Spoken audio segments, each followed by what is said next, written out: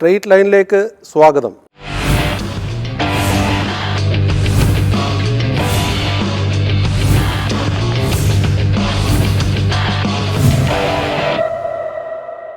പുതുതായി ഒരു രാജ്യം മാത്രമേ ഉള്ളൂ ഞാൻ സർക്കാർ ചെലവഴിക്കേണ്ടത്. എന്തോ ഒരു അട്രാക്ഷൻ ആ നിലയിൽ ചൈനയോട് തോന്നിയിട്ടില്ല. ഒന്നാം തീയതി ട്രൈഡേ ഒഴിവാക്കണമെന്നുള്ള അഭിപ്രായമുണ്ട്. ഒരു സംശയമില്ല. ഇതുകൊണ്ട് എന്താ പ്രയോജനം? ഇത്തരം യാത്ര പോകുമ്പോൾ ഇപ്പോൾ സൗത്ത് ആഫ്രിക്കയിൽ വൈകുന്നേരം ആയി കഴിഞ്ഞാൽ സൂക്ഷിച്ചിറങ്ങണം. ഈ പിക്ക് പോക്കറ്റിങ്ങും അങ്ങനെയുള്ള അനുഭവങ്ങൾ എന്തെങ്കിലും ഉണ്ടോ? അല്ലല്ല, അത് സൗത്ത് ആഫ്രിക്കയിൽ ജോഹാനസ്ബർഗിലാണ് വലിയ ക്രൈം ഉണ്ടെന്ന് പറയുന്നത്. പക്ഷെ അത് ചില ഏരിയാസിലോട്ടും നമ്മൾ പോകല്ലെന്ന് ഗൈഡ്സ് പറയും. നമ്മൾ അങ്ങോട്ട് പോകത്തില്ല, നമ്മളെ സേഫായിട്ടുള്ളിടത്താണ് താമസിക്കുന്നത്. പിന്നെ ഒരു കാര്യം ഞാൻ പറയാം, ലോകത്തെ ഏത് ഡെവലപ്പ് കൺട്രിയുടെ ഏത് പട്ടണത്തിൽ പോയാലും പലതരത്തിലുള്ള ക്രൈമുണ്ട്. അത് ഏറ്റവും കൂടുതലുള്ള അമേരിക്കയിലാണ്. അമേരിക്ക വിട്ടു ആകർഷിച്ചിട്ടില്ലേ? ഞാൻ ഇപ്പോൾ എല്ലാം കൂടെ 10 തവണ അമേരിക്കയിൽ പോയിട്ടുണ്ട്. പക്ഷേ അമേരിക്കയിൽ അവരുടെ ഒരു ജീവിത രീതിയോടാണ് നമ്മൾ പൊരുത്തപ്പെടുന്നത്. ഇപ്പം പണ്ടൊക്കെ എനിക്ക് ആദ്യമൊക്കെ പോകുമ്പോൾ, ഞാൻ ബിസിനസ്സിലായിരുന്നപ്പോഴാണ് ആദ്യം 6 തവണയും പോയത്. അന്ന് എനിക്ക് ന്യൂയോർക്കിൽ പോകുന്നതേ ഇഷ്ടമില്ലായിരുന്നു. ക്രൗഡഡാണ്, ഈ പറഞ്ഞ പോലെ ഭയമാണ്. നമ്മുടെ മനസ്സിലേക്ക് അടിച്ചേൽപ്പിച്ചേക്കുന്ന കറുത്തവർഗ്ഗക്കാർ അവർ ക്രൈമിൻ്റെ ആൾക്കാരാണ്. ഇവരെ കാണുമ്പം പേടിയാണ്. അതുകൊണ്ട് ചെന്നാൽ ഏതെങ്കിലും കൂടിയ ഹോട്ടലിൽ താമസിക്കും, ബിസിനസ് പരമായ ആവശ്യത്തിന് പോയാൽ അത് തീർത്ത് പോകും. പക്ഷേ അത് കഴിഞ്ഞ് ഞാനിപ്പം 3-4 തവണ പോയപ്പോഴൊക്കെ അതേ മാൻഹാറ്റനിൽ പോയി താമസിക്കുന്നു. ഓഫ് കോഴ്സ് അവിടുത്തെ ഒരു മേയർ വന്നെല്ലാം ക്ലീനപ്പ് ചെയ്തു, ക്രൈം ഒത്തിരി ക്ലീനപ്പ് ചെയ്തു. പക്ഷേ നമ്മൾ ഇറങ്ങി നടക്കുന്നു. അന്നേരം ഇപ്പോൾ ടൈം സ്ക്വയർ വരെ ഒന്ന് പോവുക. പിണറായി വിജയൻ പോയി സ്റ്റീൽ കസേരയിലിരുന്ന ആ ടൈം സ്ക്വയർ എന്ന് പറഞ്ഞാൽ ആക്ടിവിറ്റിയുടെ ഏറ്റവും ഒരു എൻ്റർടൈൻമെൻറ്റിൻ്റെ ക്യാപിറ്റലാണ്. അവിടെ മരുന്ന് പോവുക. അവിടെ ആപ്പിൾ ബി എന്ന് പറഞ്ഞ റെസ്റ്റോറൻ്റ് ഉണ്ട്, ജൂനിയേഴ്സ് എന്ന് പറഞ്ഞ് വേറെ റെസ്റ്റോറൻറ്റ്. ഇവിടെ പോകുന്ന ഒരു 2-3 തവണ ആയി കഴിഞ്ഞപ്പോൾ അതൊരു ഹാബിറ്റായി. സെൻട്രൽ പാർക്ക് വരെ പോയി ഒന്ന് നടക്കുക. ഓരോ തവണയും വീണ്ടും പോകുമ്പോഴത്തേക്കിന് ആ ഒരു ജീവിത രീതിയോടാണ് പൊരുത്തപ്പെടുന്നത്. അല്ല അവിടെ വലിയ കാണാനോ അതായിട്ടുള്ള പ്രത്യേകിച്ച് ഇതില്ല. പിന്നെ US വളരെ ഡിസ്കസ്റ്റിംഗ് ആയിട്ടുള്ളതെന്ന് പറഞ്ഞാൽ ദാരിദ്ര്യവും. നമുക്ക് ഏറ്റവും സമ്പന്നമായ രാജ്യത്ത് പോലും റോഡ് സൈഡിലൊക്കെ ഹോംലെസ്സിൻ്റെ ഏറ്റവും പ്രശ്നം ദാരിദ്ര്യം നമുക്ക് നേരിട്ട് ബോധ്യപ്പെടുന്ന നിലയിലേക്ക്. നമ്മൾ റോഡിലോട്ട് ഇറങ്ങി ഒരു സീർട്ട് വലിക്കാൻ നിന്ന് കഴിഞ്ഞാൽ ഒരാളെങ്കിലും വന്നൊരു സീർട്ട് നമ്മളെ നിന്ന് കടം ചോദിച്ചിരിക്കും, ഒരെണ്ണം വാങ്ങിച്ചിരിക്കും. അത് അമേരിക്കയിലെ എല്ലാ പട്ടണത്തിലും ഉണ്ടായ അനുഭവമാണ് ആ നിലയിൽ. പക്ഷേ അത് വാർ വെറ്ററൻസിൻ്റെ ഒരു ഭിക്ഷാചനം നടത്തിക്കൊണ്ട് റോഡിലിരിക്കുന്ന അടക്കം. പിന്നെ ഹോംലെസ്സിൻ്റെ വലിയ പ്രശ്നമാണ്. സാൻ ഫ്രാൻസിസ്കോയിലേക്ക് ചെല്ലുമ്പോൾ അവർ പറയുന്നുണ്ട് പുറത്തിറങ്ങലിൽ സൂക്ഷിച്ച് വേണം. ഹോംലെസ് എങ്ങനെ റിയാക്ട് ചെയ്യുമെന്ന് അറിയാൻ വയ്യ എന്നുള്ള. ചൈനയിൽ പോയിട്ടുണ്ടോ? ചൈന മാത്രം പോയിട്ടില്ല. എനിക്ക് എന്തോ അങ്ങനെ ഒരു ചൈനയിൽ പോകണം, അതിമനോഹരമാണെന്ന് എല്ലാവരും പറയുന്നുണ്ടെങ്കിലും പക്ഷേ എനിക്ക് എന്തോ ഒരു അട്രാക്ഷൻ ആ നിലയിൽ ചൈനയോട് തോന്നിയിട്ടില്ല. ഒന്ന് പോകണം എന്ന് മനസ്സിലുണ്ടെങ്കിലും അത്യാവശ്യം പോകണമെന്നൊരു തോന്നൽ വന്നിട്ടില്ല. യാത്ര പോകുമ്പോൾ നമ്മുടെ ഒരു ഔട്ട്ലുക്ക് വലിയ രീതിയിൽ മാറും അല്ലേ? ഭയങ്കരമായിട്ട് മാറും. ലോകം കാണുക എന്ന് പറയുന്നത് അല്ലേ? നമ്മൾ കണ്ട് അതിൽ നിന്ന് കുറച്ചെങ്കിലും നമുക്ക് ഉൾക്കൊള്ളാൻ സാധിക്കണം. അതാണ് നമ്മുടെ വിഷൻ വളരുന്നത്. നാളെ കാണുന്ന നമ്മുടെ നാട് ഇങ്ങനെ വരണമെന്ന് വേണമെങ്കിൽ നമുക്കത് നേരിട്ടുള്ള അനുഭവം വേണം.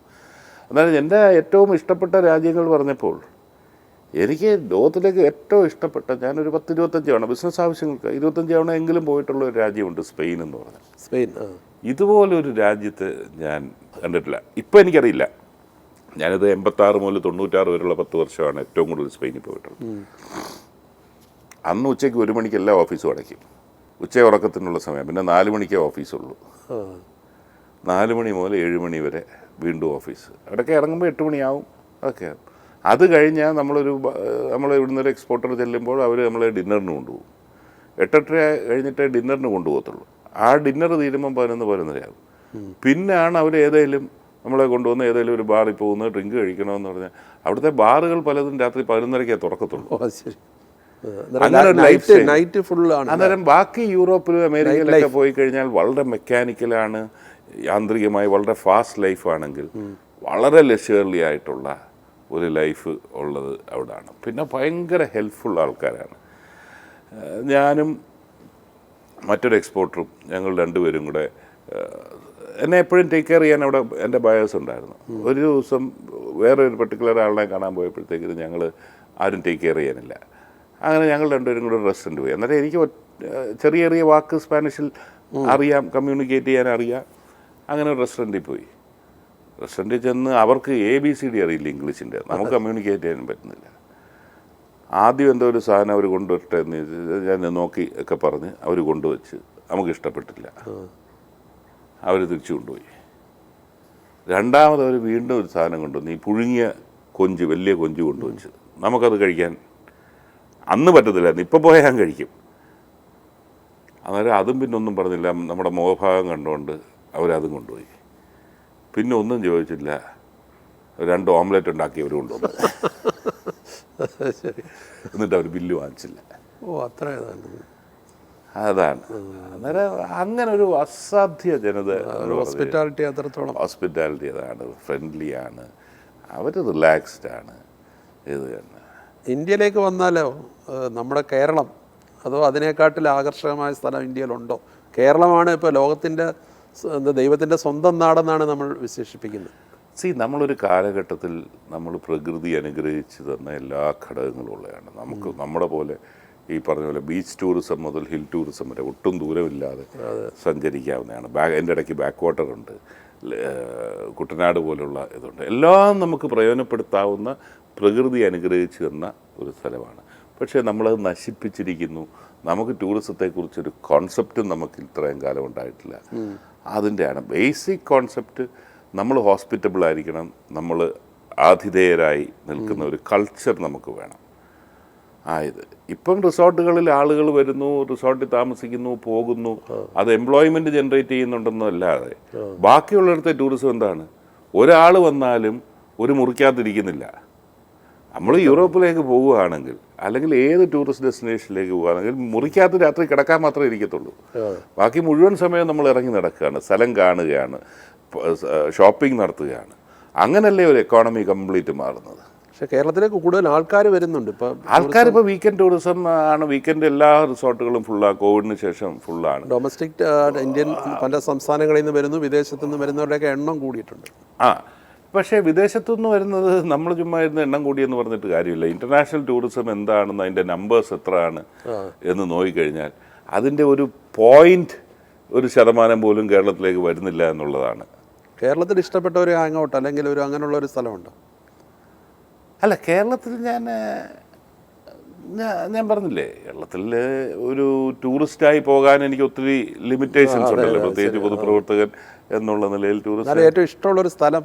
അതെ, എനിക്ക് ഇഷ്ടമുള്ള സ്ഥലം എൻ്റെ ഏറ്റവും അടുത്ത സുഹൃത്തും എൻ്റെ ബന്ധുക്കാരൻ, എൻ്റെ മകൻ്റെ ഫാദർ ഇൻ ലോ, അവർക്ക് വണ്ടിപ്പെരിയാറിന് ഉള്ളിലോട്ട് ഗവിക്കടുത്ത് അവർക്കൊരു പ്രൈവറ്റ് എസ്റ്റേറ്റ് ഉണ്ട്. അത് ശരി. പക്കാ പട്ടയമുള്ള, കയ്യേറ്റമൊന്നുമല്ല, ഒരു പ്രൈവറ്റ് എസ്റ്റേറ്റ് ഉണ്ട്, പച്ചക്കാനം എന്ന് പറഞ്ഞാൽ. അതെന്ന് പറഞ്ഞാൽ വനത്തിനകത്ത് 20 കിലോമീറ്റർ വനത്തിനകത്തൂടെ സഞ്ചരിച്ചാലാണ് ഇവിടെ ചെല്ലുന്നത്. ചുറ്റിനും വനമാണ്. വനത്തിൻ്റെ നടുക്ക് ഉള്ള അവർക്കൊരു പഴയ കൊളോണിയൽ ബംഗ്ലാവുണ്ട്, ചെറിയൊരു ബംഗ്ലാവ്. അവിടെ പോയി 2-3 ദിവസം ഇരിക്കുക എന്നുള്ളതാണ് എനിക്ക് ഭയങ്കര ഇഷ്ടമായിട്ടുള്ളത്. പക്ഷേ അവിടെ നിർഭാഗ്യവശാൽ അവിടെ മൊബൈലില്ല. അതുകൊണ്ട് ഇപ്പോഴത്തെ തിരക്ക് കൊണ്ട് ഇപ്പോൾ എനിക്ക് പഴയതുപോലെ പോകാൻ പറ്റുന്നില്ല. മൊബൈലില്ലാത്ത, രാഷ്ട്രീയ തിരക്ക് കാരണം മൊബൈലില്ലാത്ത ഒരു സ്ഥലത്ത് പോകാൻ പറ്റുന്നില്ല എന്നൊരു ദോഷം മാത്രമേ. യാത്ര പോകുമ്പോൾ ഒറ്റയ്ക്കാണോ പോകുന്നത് അതോ സുഹൃത്തുക്കളോ? ഞാൻ സുഹൃത്തുക്കളോടൊപ്പം പോകണം. ഒറ്റയ്ക്കുള്ള ഒരു പരിപാടിയില്ല. എവിടെ പോയാലും സുഹൃത്തുക്കളോടൊപ്പം. ഈ മോഹൻലാൽ അങ്ങയുടെ പ്രിയ സുഹൃത്താണ്. മോഹൻലാൽ മൊത്തം യാത്ര ചെയ്തിട്ടുണ്ടോ? ഞങ്ങളൊരു കാലഘട്ടത്തിൽ കുറേ അധികം യാത്ര ചെയ്തിട്ടുണ്ട്. അതൊക്കെ ഞാൻ പൊതുരംഗത്തേക്ക് വരുന്നതിൻ്റെ മുമ്പുള്ള കാലഘട്ടത്തിലാണ് ഞങ്ങൾ ഒരുമിച്ച് പല രാജ്യങ്ങളിലും പോയിട്ടുണ്ട്. അന്നേരം പുള്ളിയുടെ ഒരു ആറ്റിറ്റ്യൂഡ് അങ്ങനെ ഭക്ഷണ കാര്യങ്ങളൊക്കെ അതാത് സ്ഥലത്തെ ഭയങ്കരമായിട്ടൊരു ഭക്ഷണപ്രിയൻ എന്നുള്ള നിലയിലേക്ക് പുള്ളി ഭക്ഷണം ആസ്വദിക്കുന്നതാണ്. അവിടുത്തെ ജീവിത രീതിയായിട്ട് ഇഴുകിച്ചേരുന്നതാണ്. പുള്ളിക്ക് എന്നേക്കാൾ ഈ കൾച്ചർ ഇതിനെക്കുറിച്ചുള്ള ഒരു അറിയാനുള്ള ഒരു ആകാംക്ഷയുള്ളതാണ്. ആ നിലയിലേക്ക് ഞങ്ങൾ വളരെ രസകരമായൊരു യാത്ര ഞങ്ങളൊരിക്കൽ മോഹൻലാൽ ആൻഡ് മാജിക് ലാമ്പ് എന്ന് പറഞ്ഞുകൊണ്ട് ദുബായിലൊരു പ്രോഗ്രാമിന് ശേഷം ഞാനും അദ്ദേഹവും മാത്രമായിട്ട് ഞങ്ങൾ ഗ്രീസിൽ പോയി. ഗ്രീസിൽ നിന്ന് സ്പെയിനിൽ പോയി. സ്പെയിനിൽ നിന്ന് നെതർലാൻഡ്സിൽ വന്നു. അങ്ങനൊരു യാത്ര ചെയ്തിട്ടുണ്ട്. അതിന് മുമ്പ് പല യാത്രകളുണ്ടായിട്ടുണ്ട്. ഇപ്പോൾ ഒരു രാജ്യത്ത് പോകുമ്പോൾ ആ സ്ഥലത്തെ ഭക്ഷണം കഴിക്കുമോ? ചില മലയാളികളുണ്ട്, ഇപ്പോൾ അമേരിക്കയിൽ പോയാൽ 10 ദിവസമാണെങ്കിൽ ചോറും സാമ്പാറും മോരും കിട്ടുമോ എന്ന് അന്വേഷിച്ച് നടക്കുന്നത്. ഞാൻ ആദ്യമൊക്കെ പോകുമ്പോൾ ചില കാര്യങ്ങളോട് മെൻ്റൽ ബ്ലോക്ക് ഉണ്ടായിരുന്നു. ഇപ്പോൾ ജപ്പാനിൽ പോകുമ്പോൾ എനിക്ക് റോ ഫിഷ് പറ്റത്തില്ല. അത് മെൻ്റൽ ബ്ലോക്കായിരുന്നു. അതുപോലെ സ്പെയിനിൽ ചെല്ലുമ്പോൾ ഞാൻ ഓർക്കുന്നുണ്ട്, ഈ കണവാട മഷി ഒഴിച്ച കറുത്ത ചോറ് കൊണ്ടുവരും. അതങ്ങോട്ട് നമുക്ക് മനസ്സിലായി. അത് മാറി, ആദ്യത്തെ ഇനീഷ്യൽ മാറി. ഞാൻ ഇപ്പോൾ ചെന്ന അമേരിക്കയിൽ ചെന്നപ്പോൾ, ഈ അടുത്ത് ചെന്നപ്പോൾ ഞാൻ റോ ട്യൂണ ശരി കഴിക്കുകയുണ്ടായി. ഒന്നല്ല, അത് ഇഷ്ടപ്പെട്ട് പിന്നെയും കഴിച്ച്. ഇപ്പോൾ എവിടെ ഞാൻ ഇവിടം വിട്ട് കഴിഞ്ഞാൽ പിന്നെ ഇന്ത്യൻ ഫുഡ് എന്ന് പറയുന്നത് നോക്കത്തേ ഇല്ല. തിരിച്ചെപ്പോഴേലും വന്നു കഴിഞ്ഞാൽ ആദ്യം നല്ലപോലെ വയറ് നിറച്ച് ചോറും കറിയും കഴിക്കുന്നുള്ളത്. പക്ഷെ അവിടെ ചെന്ന് കഴിഞ്ഞാൽ ലോക്കൽ ഫുഡ് അത് നമ്മൾ കൂടുതൽ അത് ഇൻക്വിസിറ്റീവ് ആയിക്കഴിഞ്ഞാൽ നമുക്കറിയാം ഏത് ക്വിസീനിലാണ് അത്. ഇറ്റാലിയൻ എനിക്ക് വലിയ ഇഷ്ടമില്ല, പക്ഷേ ഇറ്റാലിയനിൽ തന്നെ നല്ല ഇതുണ്ട്. ഓരോ രാജ്യത്തിൻ്റെയും സവിശേഷത ഉണ്ട്. നമ്മുടെ ഇത്രയും എക്സ്പീരിയൻസ് ഉണ്ട്, നമുക്കറിയാം. പിന്നെ പോകുന്നിടത്തെല്ലാം ബഹുഭൂരിപക്ഷവും സീ ഫുഡ് റെസ്റ്റോറൻറ്റ്സ് ആണ് അങ്ങനെയുള്ള രാജ്യങ്ങളിൽ പോകുന്നത്. അവിടെ ഫിഷൊക്കെ ചെയ്യുന്ന ഒരു രീതി തന്നെ നമുക്ക് വളരെ വായിക്കൂടെ വെള്ളം വരുന്നു. സിനിമാ നിർമ്മാണം ഇടയ്ക്ക് വീണ്ടും മലൈക്കോട്ടെ വാലിബൻ എന്ന് പറഞ്ഞൊരു സിനിമ നിർമ്മിച്ചിരുന്നു. ഇനി അത്ര അറ്റംപ്റ്റ് ഉണ്ടോ? അല്ല, ഞാനതന്ന് പറഞ്ഞ പോലെ അന്ന് ഞാനത് ചെയ്തിരുന്നു. അതിന് ശേഷം ദാവീദ് എന്ന് പറഞ്ഞൊരു പടം നിർമ്മിച്ചു. ഞാനതുമായിട്ട് ആദ്യത്തെ കഴിഞ്ഞ് അത് മോഹൻലാലുമായിട്ടുള്ള അടുപ്പം കൊണ്ട് ഞാൻ കുറച്ച് മോഹൻലാലിനെ ചെന്ന് കണ്ട് ഡേറ്റ് ചോദിച്ചു, ഇതൊക്കെ ചെയ്തു. അതിനുശേഷം ഇപ്പോൾ എൻ്റെ മകനും അദ്ദേഹത്തിന് ചില പാർട്ട്നേഴ്സും ഉണ്ട്, അവരായിട്ട് ചിലത് ചെയ്യുന്നു. അതൊരു സ്ഥിരമായി വേണമെന്നുള്ള അഭിപ്രായം എനിക്കില്ല, ഞാൻ അവൻ്റെ അടുത്ത് പറയുകയും ചെയ്തു. അന്നൊരു പ്രത്യേക സാഹചര്യത്തിൽ അങ്ങനെ ഞാനൊന്ന് താല്പര്യമെടുത്തു. ഇപ്പം ഞാൻ ആ രംഗമായിട്ട് ഒന്നും ബന്ധപ്പെടുന്നില്ല. ഇപ്പോൾ പൊതുവേ എല്ലാവരും കൂടുതൽ പ്രത്യേകിച്ച് രാഷ്ട്രീയ രംഗത്ത് നിൽക്കുന്ന ആൾക്കാർ ഒരുപാട് യാത്ര ചെയ്യേണ്ടതാണ്. ഇപ്പോൾ താങ്കൾ മന്ത്രിയായിട്ടിരുന്ന സമയത്ത് ഇപ്പോൾ അടുത്തിടെ ഒരു IAS ഉദ്യോഗസ്ഥൻ പറഞ്ഞായിരുന്നു ഇങ്ങനെ നല്ല ഔട്ട്ലുക്ക് ഡെവലപ്പ് ചെയ്ത് ഓരോ കാര്യങ്ങളെയും ഇമ്മീഡിയറ്റ് ഡിസിഷൻ എടുക്കുന്നതിനെ കുറിച്ചൊക്കെ കഴിഞ്ഞ ദിവസം പ്രശാന്ത് IAS പറയുന്നത് ഞാൻ കണ്ടത്. അന്നേരം ആ രീതിയിൽ താങ്കളുടെ ഒരു ജീവിത വീക്ഷണം വളർത്തിയെടുക്കുന്നതിൽ ഈ യാത്രകൾ വലിയ രീതിയിൽ സഹായിച്ചിട്ടുണ്ട്. തീർച്ചയായിട്ടും. ഞാൻ ഈ 53 രാജ്യങ്ങൾ പോയതിൽ സർക്കാർ ചെലവിൽ പോയ ഒരു രാജ്യമേ ഉള്ളൂ പുതുതായി പോയത്. 2-3 ഒഫീഷ്യൽ പ്രോഗ്രാംസിന് 2-3 സന്ദർശനം. പുതുതായി ഒരു രാജ്യം മാത്രമേ ഉള്ളൂ ഞാൻ സർക്കാർ ചെലവിൽ കണ്ടത്. അത് ബ്രസീൽ എന്ന് പറഞ്ഞ രാജ്യം. ഫുട്ബോളിൻ്റെ ഒക്കെ നാടാണ്. അവിടെ പോകാൻ കാരണം അതൊക്കെ നമ്മൾ ചെയ്യേണ്ടതാണ്. അന്ന് വലിയ വിമർശനം ഉണ്ടായിരുന്നു, ഈ തൊഴിൽ വകുപ്പ് മന്ത്രി എന്തിനാണ് ഇത്രയും യാത്ര ചെയ്യുന്നത് എന്നൊരു ചോദ്യമൊക്കെ പലരും പറഞ്ഞു. അന്ന് രാജീവ് പ്രതാപ് റൂഡിയായിരുന്നു കേന്ദ്രത്തിൽ സ്കിൽ ഡെവലപ്മെൻറ്റ് മന്ത്രി. അദ്ദേഹം പറഞ്ഞു, ബ്രസീലിൽ ഇതുണ്ട്, സാവോപോളോയിൽ സ്കിൽ ഒളിമ്പിക്സ് ഉണ്ട്. ഞാൻ കേട്ടിട്ട് പോലുമില്ല. സ്കിൽ ഒളിമ്പിക്സ് നമുക്കൊരു ഡെലിഗേഷൻ പോകുന്നു. നമ്മളിവിടെ സ്കിൽ ഡെവലപ്മെൻറ്റ് ഞാൻ ചെയ്യുന്ന വർക്ക് കൂടെ കണ്ടിട്ടാണ് രാജീവും ഞാനും പേഴ്സണലി അങ്ങ് അടുപ്പമായി. അന്നേരം അദ്ദേഹം പറഞ്ഞു ഡെലിഗേഷൻ പോകാമെന്ന് പറഞ്ഞു. ഞാൻ അന്നേരം ഇവിടെ പെർമിഷൻ അയച്ചു, പോയി. അവസാനം എന്താ പറ്റി, പുള്ളിക്ക് പാർലമെൻറ്റ് സെഷൻ കൂടുന്നെന്ന് പറഞ്ഞുകൊണ്ട് പുള്ളിക്ക് പ്രൈം മിനിസ്റ്റർ പെർമിഷൻ കൊടുത്തില്ല. ശരി. അതുകൊണ്ട് ഇന്ത്യൻ ഡെലിഗേഷനെ അൺഒഫീഷ്യലി ലീഡ് ചെയ്യുന്നത് കേരളത്തിൻ്റെ ലേബർ മിനിസ്റ്റർ എന്നുള്ളതിൽ ഞാനായി. ഞാനവിടെ ചെന്നത് ഞാൻ കൂടെ പോകുമ്പോഴൊക്കെ ഓഫീസേഴ്സിനെ കൊണ്ടുപോകും. എൻ്റെ കൂടെ ഒന്ന് ടോം ജോസ് ഉണ്ടായിരുന്നു, കെ ബിജു ഉണ്ടായിരുന്നു, പിന്നെ കേസ് എന്ന് പറഞ്ഞ സ്കിൽ ഡെവലപ്മെൻറ്റിൻ്റെ ചുമതല ഉണ്ടായിരുന്ന MD ആയിരുന്ന രാഹുലും ഉണ്ടായിരുന്നു. ഞങ്ങൾ 4 പേരും ഒന്നും അറിയാതെ ഒളിമ്പിക്സ് നമ്മൾ കണ്ടിട്ടുണ്ട്. സ്കിൽ ഒളിമ്പിക്സിന് ചെന്ന് ഇറങ്ങുകയാണ് ഇന്ത്യൻ ഡെലിഗേഷനായിട്ട്. എൻ്റെ രാജേഷ് 2015 ലോകത്ത് ടെക്നോളജിയിൽ വന്നുകൊണ്ടിരിക്കുന്ന മാറ്റങ്ങൾ ഇത്ര ഭയാനകമാണ്, നമ്മൾ എത്രത്തോളം പിന്നിലാന്നുള്ളതിൻ്റെ ഒരു അറിവ് ഓർമ്മപ്പെടുത്തലായിരുന്നു അവിടെ. ഞാനൊരു എൻജിനീയറാണ്, ഇവരെല്ലാം കൂടെ വന്നൊരു എഡ്യൂക്കേറ്റഡാണ്. പക്ഷേ ഞങ്ങളാരും കണ്ടിട്ടില്ലാത്ത നിലയിലേക്ക് റോബോട്ടിക്സിൻ്റെ കോമ്പറ്റീഷൻ നടക്കുന്നത്. ശരി. നമ്മുടെ ഇവിടെ ഒരു കോളേജിലോ ഒരു ഇതിലോ റോബോട്ടിക്സ് ഒന്നുമില്ല. ഇൻ്റർനാഷണൽ കോമ്പറ്റീഷൻ അന്ന് 56 രാജ്യങ്ങളായിരുന്നു അന്നുണ്ടായിരുന്നത്. ഇന്ത്യക്ക് ഉണ്ടായിരുന്നു, ഇന്ത്യയുടെ 2-3 പേരന്നുണ്ടായിരുന്നു. എനിക്കതിലുള്ള ഒരു ജീവിതത്തിൽ മറക്കാനൊക്കാത്തൊരു അനുഭവം. ഞാനിതെല്ലാം കാണുകയാണ്, ഈ സ്കിൽ കോമ്പറ്റീഷൻ നടക്കുന്നു ഓരോന്നിൻ്റെ. എൻ്റെ കൂടെ ഓഫ് കോഴ്സ് ഈ ഓഫീസേഴ്സും ഉണ്ടായിരുന്നു. അതൊരു ഓഗസ്റ്റിലാണ് ഞാൻ പോയത്. ഞാൻ തിരിച്ചു വന്നപ്പോൾ അവർക്കൊരു നിർദ്ദേശം കൊടുത്തു, കേരളത്തിലെ ITIs തമ്മിലുള്ള ഒരു സ്കിൽ കോമ്പറ്റീഷൻ വെക്കണമെന്ന് പറഞ്ഞു.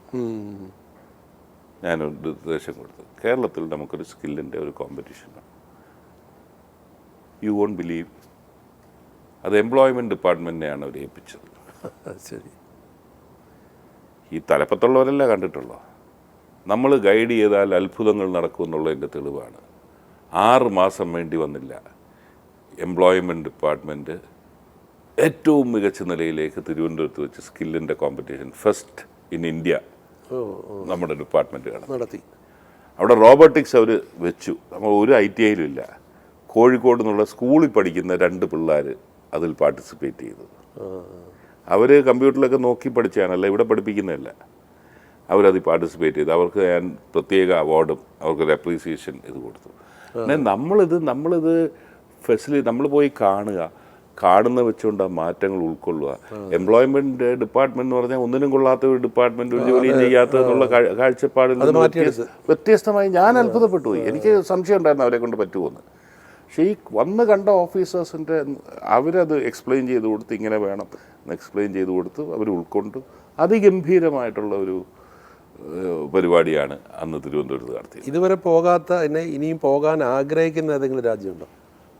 എനിക്ക് സൗത്ത് അമേരിക്കയിൽ അർജൻറ്റീന പോകണമെന്ന്, അർജൻറ്റീന ചിലി പോകണമെന്നുണ്ട്. അതിലുപരിയായി സ്കാൻഡിനേവിയ ഞാൻ എന്തോ നിർഭാഗ്യവശാൽ അവിടെ പോയിട്ടില്ല. ഏറ്റവും ഹാപ്പിനെസ് ഇൻഡെക്സ് ഉള്ള സ്കാൻഡിനേവിയ പോകണമെന്ന് പലപ്പോഴും ആഗ്രഹിച്ചിട്ടുണ്ട്. എന്തോ അത് പറ്റിയിട്ടില്ല. അതെ, ഇനി അങ്ങനെ ചില രാജ്യങ്ങളൂടെ ഉള്ളു പോകണമെന്ന് നിർബന്ധ ബുദ്ധിയോടുകൂടി ആഗ്രഹിക്കുന്നത്.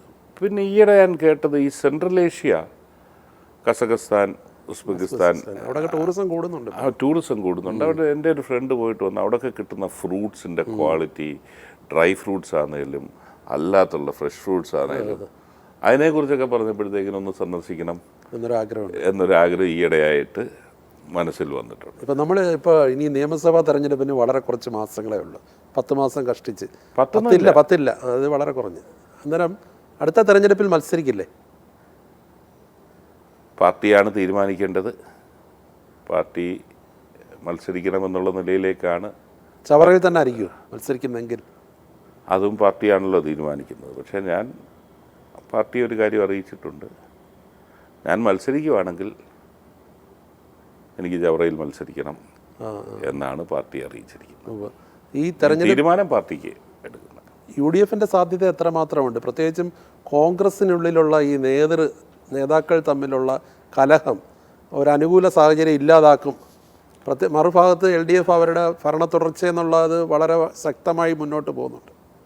കോൺഗ്രസിൽ ഏത് കാലഘട്ടത്തിലായിരുന്നു കലഹമില്ലായിരുന്നിട്ടുള്ളത്? നമ്മുടെ ഓർമ്മയിൽ വരുന്ന കെ കരുണാകരനും AK ആന്റണിയും തമ്മിൽ ഈ നിലയിൽ 2 പവർ സെൻറ്റേഴ്സ് അന്നുകൊണ്ടായിരുന്നു അവർ മുഖ്യമന്ത്രിയാകുന്നു. അതിനുശേഷം അത് മാറി. പിന്നെ ഉമ്മൻചാണ്ടിയും രമേശും എന്നുള്ള നിലയിൽ ചിത്രീകരിക്കപ്പെട്ടു. 2 ഗ്രൂപ്പുകളായി നിന്നു. ഇപ്പോൾ ഒന്നിലധികം ആൾക്കാരാണ്. രമേശ്, ഇതെല്ലാം മാധ്യമങ്ങൾ മാത്രം പറയാമോ? ഞാൻ പറയട്ടെ, KC വേണുഗോപാലിൻ്റെ പേര് ആവർത്തിച്ച് പറയുന്നു. KC വേണുഗോപാൽ പരസ്യമായി ഞാൻ അങ്ങോട്ടേക്കില്ല, കെട്ടിയിറക്കി വരാൻ ഞാൻ ഉദ്ദേശിക്കുന്നില്ല എന്ന് പറഞ്ഞിട്ട് ആദ്യം ഇതുവരെ ആരും മുഖവിലേക്ക് എടുത്തിട്ടില്ല. ഇപ്പോഴും വേണുവിൻ്റെ പേര്. പിന്നെ രാഷ്ട്രീയ നേതാക്കന്മാർ ആഗ്രഹിക്കുന്ന തെറ്റുണ്ടോ? ഇതിലാരാണ് അർഹതയില്ലാത്തവർ? ഇന്നിപ്പോൾ KC കോൺഗ്രസിൻ്റെ സംഘടനാ ചുമതലയുള്ള ജനറൽ സെക്രട്ടറി എന്നുള്ളതിൽ KC ആഗ്രഹിച്ചാൽ തെറ്റ് പറയാനൊക്കൂ. രമേശ് 8 വർഷക്കാലം KPCC പ്രസിഡന്റ്, ഏറ്റവും അധികം വിജയത്തിലേക്ക് എത്തിച്ച ഒരു പ്രസിഡന്റ് രമേശ് ചെന്നിത്തല എന്താ യോഗ്യനല്ലേ? പ്രതിപക്ഷ നേതാവ് തീർച്ചയായിട്ടും ഈ 5 വർഷക്കാലമായി പ്രതിപക്ഷത്തിൻ്റെ ശക്തമായൊരു പ്രതിപക്ഷം എന്നുള്ള നിലയിൽ നിൽക്കുന്ന സതീശനെ ആഗ്രഹിച്ചാൽ തെറ്റ് പറയാനോ? മുരളീധരൻ, അതാ പറഞ്ഞത്, ഇവരെല്ലാവരും നോക്കുമ്പോൾ എല്ലാവരും ആഗ്രഹിച്ചാൽ തെറ്റ് പറയാൻ പറ്റാത്തതാണ്. മനസ്സിൽ ആഗ്രഹം വരുന്നു, പക്ഷേ അതിനുവേണ്ടി വള്ളം മുക്കുമോ എന്നുള്ളത് മാത്രമല്ലല്ലോ ചോദ്യം. താരതമ്യേന ഏറ്റവും കുറവ്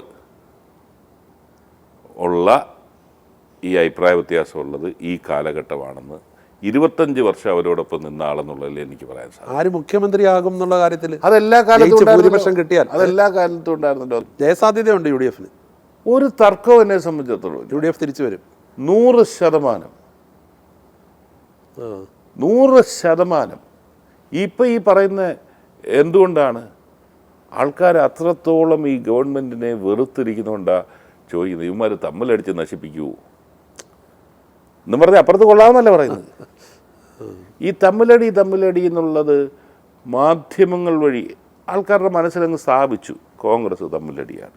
ഞാൻ പറയട്ടെ, CPM-ൻ്റെ തെരഞ്ഞെടുപ്പ് കഴിയുമ്പോൾ നിങ്ങൾക്ക് മനസ്സിലാകും, ഈ പഞ്ചായത്ത് തെരഞ്ഞെടുപ്പ് കഴിയുമ്പോൾ നിങ്ങൾക്ക് മനസ്സിലാകും CPM-ൻ്റെ അടിയിൽ താഴെ തട്ടിലോട്ടുള്ള തമ്മിലടി എന്തുവാണെന്നുള്ളത് ബോധ്യപ്പെടും. തദ്ദേശ തെരഞ്ഞെടുപ്പിലും UDF മേൽക്കൈ നേടും. തദ്ദേശ സ്വയംഭരണ തെരഞ്ഞെടുപ്പിൽ എന്നും കേരള ചരിത്രത്തിൽ 2010 മാത്രമാണ് 8 ജില്ലാ പഞ്ചായത്ത് UDF-ന് കിട്ടിയത്.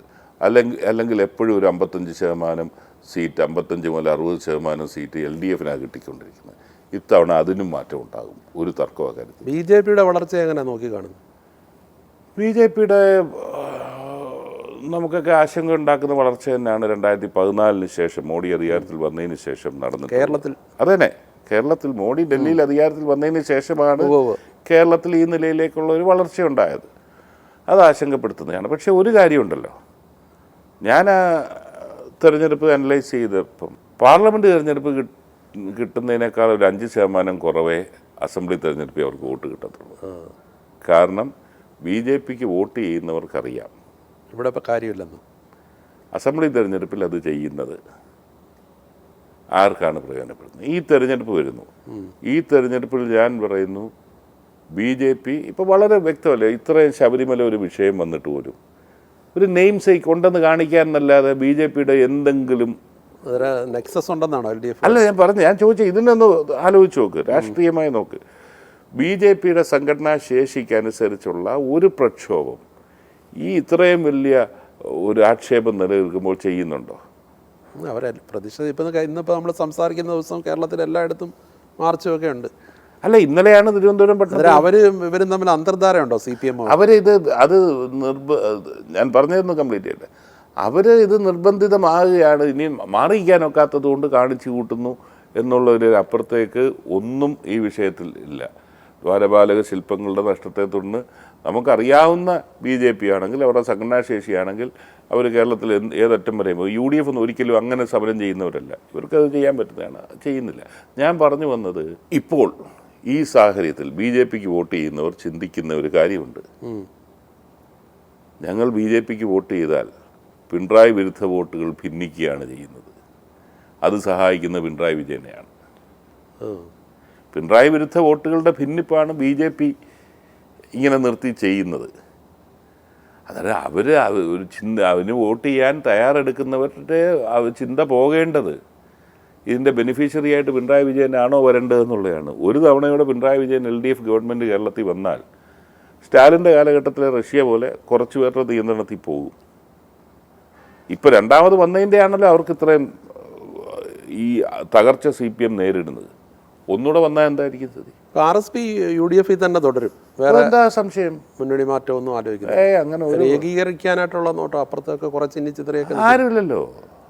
അതെ, ഏകീകരിച്ച RSP കുഞ്ഞുമോൻ എന്ന് പറയുന്ന ഒരാൾ ഒരു കാര്യമില്ല തെരഞ്ഞെടുപ്പിന് മുമ്പ് മാറി LDF-ൻ്റെ സ്ഥാനാർത്ഥിയായ ഒഴിച്ചാൽ അയാൾക്കൊരു രാഷ്ട്രീയ പാർട്ടിയില്ല, LDF പോലും അവരെ ഘടകകക്ഷിയായിട്ട് അംഗീകരിച്ചിട്ടില്ല. അല്ലാതെ ആരാണ് RSPയുടെ ഏകീകരണത്തിന്? RSPയുടെ പഴയ ശക്തി കാലപ്രയാണത്തിൽ കുറഞ്ഞിട്ടുണ്ടെന്ന് ഞാൻ അംഗീകരിക്കുന്നത്. അത് എല്ലാ രാഷ്ട്രീയ പാർട്ടിക്കും പഴയ കാലത്തെ കമ്മിറ്റഡ് വർക്കേഴ്സിൻ്റെ എണ്ണം കുറഞ്ഞിട്ടുണ്ട്. ആ നിലയിൽ RSPക്കും സംഭവിച്ചിട്ടുണ്ട്. പക്ഷേ RSP ഒന്നായി തന്നെ നിൽക്കുകയാണ്, ഒറ്റക്കെട്ടായി നീങ്ങുകയാണ്, ഒരു തർക്കവുമില്ല. ഐക്യജനാധിപത്യ മുന്നണിയുടെ പ്രധാന ഘടകകക്ഷികളൊന്നായി ഞങ്ങൾ നിൽക്കുന്നുണ്ട്. അപ്പുറത്തുനിന്ന് ആരെങ്കിലും ഇങ്ങോട്ട് വരാൻ സാധ്യതയുണ്ടോ LDF-ൽ നിന്ന്? LDF-ൽ ഞാൻ അങ്ങനെ പറയുന്നില്ല, സാധ്യതയുണ്ടെന്ന് ഞാൻ പറയുന്നില്ല. പക്ഷേ CPI പോലൊരു പാർട്ടി ഇതിൻ്റെ മൊത്തം CPM കാണിക്കുന്ന ഈ ഭരണ സംവിധാനത്തിൻ്റെ മൊത്തം പാപഭാരം അവരുടെ തലയിൽ കൂടെ വന്ന് അവരുടെ ഇവിടെ ഇല്ലാതാകുന്ന സാഹചര്യം വേണോ വേണ്ട എന്ന് CPI-ക്കാർ ആലോചിക്കണമെന്ന അഭിപ്രായം എനിക്കുണ്ട്. ഈ കേരളം കണ്ട രാഷ്ട്രീയ നേതാക്കളിൽ ഇപ്പോൾ കിസ്സിഞ്ചർ എന്ന് ഉൾപ്പെടെ നയതന്ത്ര വിദഗ്ധൻ എന്നൊക്കെയുള്ള രീതിയിൽ കേരള രാഷ്ട്രീയത്തിലെ നെടുംതൂണായി നിന്ന നേതാവാണ് അങ്ങയുടെ മഹാനായ പിതാവ് ശ്രീ ബേബി ജോൺ. അത് ഇടതുപക്ഷത്തും അതിൻ്റെ ഒരു ശക്തനായ വക്താവായിരുന്നു, അതേസമയം മറുപക്ഷത്തും പ്രവർത്തിച്ചിട്ടുണ്ട്. അദ്ദേഹത്തിന് ഒരു സ്മാരകം നിർമ്മിക്കാനായിട്ടുള്ള ഒരു സ്ഥലം അനുവദിച്ച് കിട്ടാൻ എന്താണ് ഇത്ര പ്രയാസം? ഇന്നിപ്പോൾ കഴിഞ്ഞ AK ആൻ്റണി അതിനെക്കുറിച്ച് പ്രതികരിച്ചിട്ടുണ്ട്. അത് വളരെ നിർഭാഗ്യകരമാണ്. ഇന്നത്തെ രാഷ്ട്രീയത്തിൽ വന്നിട്ടുള്ള മാറ്റമാണ്. UDF-ൻ്റെ കാലഘട്ടത്തിൽ ഒരു 10 സെൻറ്റ് സ്ഥലം ഞങ്ങൾ അനുവദിച്ചതാണ്. അന്നത്തെ ഗവൺമെൻറ് അനുവദിച്ചതാണ്. അന്ന് ശ്രീ ആര്യാടൻ മുഹമ്മദ് ബേബി ജോൺ ഫൗണ്ടേഷൻ്റെ ഭാഗമായിരുന്നു. മുനീർ ബേബി ജോൺ ഫൗണ്ടേഷൻ്റെ ഭാഗമാണ്. ഇപ്പോഴും മുനീറ ചെയർമാൻ. അനുവദിച്ചതാണ്. പക്ഷേ അവിടെ കാല് കുത്താൻ സമ്മതിക്കത്തില്ല. എവിടെയാണ് ആ സ്ഥലം അനുവദിച്ചത്? അത് വികാസ് ഭവനോട് ചേർന്നുള്ള 10 സെൻറ്റ് സ്ഥലമാണ്. അന്ന് ആര്യാടൻ സാറൊക്കെ ചോദിച്ചു, എന്തിനാ ഈ 10 ചോദിച്ചാൽ 10-20 സെൻറ്റ് ചോദിച്ചുകൂടായിരുന്നോ? ബേബി ജോണിന് വേണ്ടി 20 സെൻറ്റ് തരാത്ത ഗവൺമെൻറ് ഉണ്ടോ എന്നൊക്കെയാണ്. അദ്ദേഹം മരിക്കുന്നതിന് മുമ്പേ അദ്ദേഹം തന്നെ ഈ വിഷയത്തിൽ ഇടപെടാൻ നോക്കി. അനുവദിച്ച സ്ഥലമൊന്ന് നമുക്ക് കയറിയൊരു കെട്ടിടം പണിയാൻ വേണ്ടി. അത് അവരുടെ പാർക്കിങ്ങാണ്. വാഹനങ്ങൾ പാർക്ക് ചെയ്യുന്ന കുറച്ച് പേര് വന്ന് ആ സ്ഥലത്ത് പാർക്ക് ചെയ്യുന്ന, അതുകൊണ്ട് കൊടുക്കാനൊക്കത്തില്ലെന്നൊരു നിലപാടിലാണ് അത് നടക്കാതെ പോകും. എല്ലാം മംഗളകരമാവട്ടെ, എല്ലാം മംഗളമാവട്ടെ എന്ന് പറയുമ്പോൾ എനിക്കുള്ളതെന്ന് പറഞ്ഞാൽ ഇനി അടുത്ത 6-8 മാസം യാത്ര ചെയ്യാൻ പറ്റുന്നില്ല എന്നുള്ളതാണ്. ആ ഒരു പ്രയാസമുണ്ട്. എല്ലാത്തിലും ഒരു ഗുണമുണ്ട്. ഇതിൻ്റെ ഇടയ്ക്ക് 2 തവണയായിട്ട് തോറ്റു നിന്നുകൊണ്ടാണ് ഇത്രയും യാത്ര ചെയ്യാൻ പറ്റിയത്. ഇനിയിപ്പം വിജയിക്കുന്ന ഒരു സാഹചര്യം ഉണ്ടെങ്കിൽ എന്നാലും യാത്രകൾ കുറയും എന്നുള്ളതുണ്ട്. അല്ല, തവണ വിജയിച്ച് താങ്കളെ പോലുള്ള ഇത്രയും എക്സ്പീരിയൻസ്ഡ്, ഇത്രയും ഔട്ട്ലുക്കായിട്ടുള്ള ആൾക്കാർ കേരളത്തിൽ കൂടുതൽ സംഭാവന ചെയ്യാൻ പറ്റുന്ന നേതാക്കളാണ്. ആ രീതിയിൽ വിജയകരമായിട്ട് എല്ലാ ആശംസകളും. Thank you.